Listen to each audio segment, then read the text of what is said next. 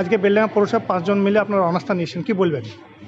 বেলডাঙ্গা পৌরসভা 4 বছরের দুর্নীতির বিরুদ্ধে আমরা প্রথম থেকেই প্রতিবাদ করে এসেছিলাম, কিন্তু যেহেতু তৃণমূলের সরকার ছিল, এই সরকারে এমএলএ ছিল প্রধান ভূমিকায়। আমাকে বলা হয়েছিল বেশি কিছু করলে জেলে ভরে দেবো, মার্ডার করে দেবো, পারিনি। কিন্তু এখন যে জায়গায় এসে দাঁড়িয়েছি আর এই কথা বলার কারো সাহস নাই। আমরা অনাস্থার প্রস্তাব আনাতে পৌরসভার চেয়ারম্যান, দুর্নীতিগ্রস্ত চেয়ারম্যান লাখ লাখ টাকা আত্মসাৎ করে, আমি বলবো তার বিরুদ্ধে তদন্ত করা হোক এবং তার সমস্ত কিছু দেখা হোক। আজকে কেন সে রিজাইন দিল? আজকে রিজাইন দিচ্ছে। আজকে কেন রিজাইন দিচ্ছে? রিজাইন এতদিন আগে দেয়নি কেন? দেওয়া উচিত ছিল। তা আমি মনে করি এই অনৈতিক কাজ বহুদিন থেকে হয়ে আসছে।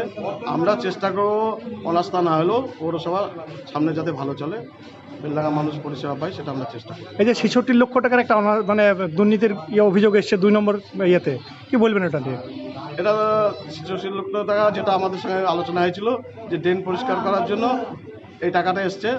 এটা করা উচিত ছিল টেন্ডার করে, কিন্তু না করে কিছু লোককে টাকা পাইয়ে দেওয়ার জন্য তাদেরকে দিয়ে কাজটা করেছে। সেখানে পুরোটাই দুর্নীতি হয়েছে এবং আমার যতটুকু হিসাব আছে আমাদের কাছে 10-12 লাখ টাকার কাজ হয়েছে, বাকি টাকা আত্মসাৎ করা হয়েছে।